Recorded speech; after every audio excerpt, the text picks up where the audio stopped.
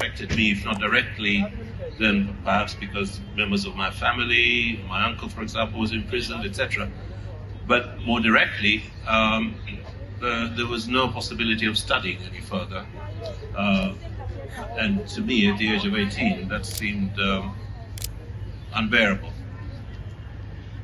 One of the things I think is so interesting about Abdulrazzak's writing is that, as the Nobel Committee said, he writes about refugees and asylum, but it's very, very much more than that. It's the different winds that can blow people across continents and countries. And they can be so many different reasons. It can be economics, politics, love, and in your case, education was one of the winds that blew you.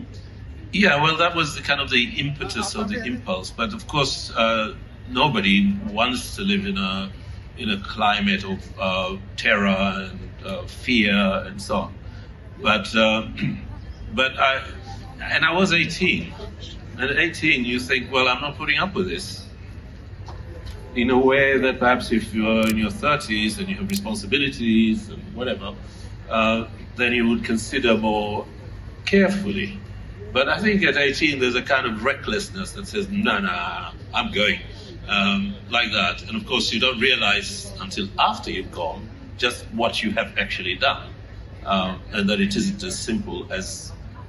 But at the same time, the need to understand that feeling of having lost, the feeling of loss and the feeling of hostility and adventure and newness, all of this, trying to work all that out. It was that I think that started me off writing. But I wasn't writing, I wouldn't probably have called what I was doing writing. It was more like working things out, trying to reflect. In other words, it was not intended for anybody to see this writing that I was doing. It was just for me to understand things. Sometimes writing helps like that. Maybe I'm sure many of you have experienced that.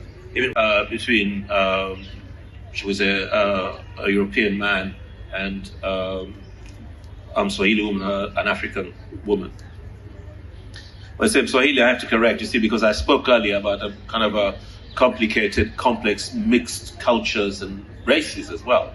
So people of the coast are called Swahili, which means literally people of the coast. So she's this woman. I wanted to write about that because I felt it was something that's generally kind of suppressed, particularly in the colonial narrative. It's as if those kinds of relationships didn't happen.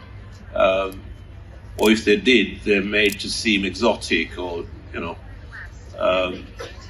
Pocahontas stuff, that kind of thing. Rather than perhaps secretive or difficult or something. And their consequences, what happens to the children of these relationships? Or indeed, what happens to these relationships themselves? Do the men stay, or do they leave and abandon these women who become, kind of casual wives or mistresses or something? So that was the thinking behind it, yeah. Yes, well, I suppose I have a little bit of experience of that myself. So yeah, it does interest me, and also it's one of the contemporary realities, really, I suppose, of living in a place like the UK, where there is a great deal more of that, of people coming together like that, and indeed having families and so on.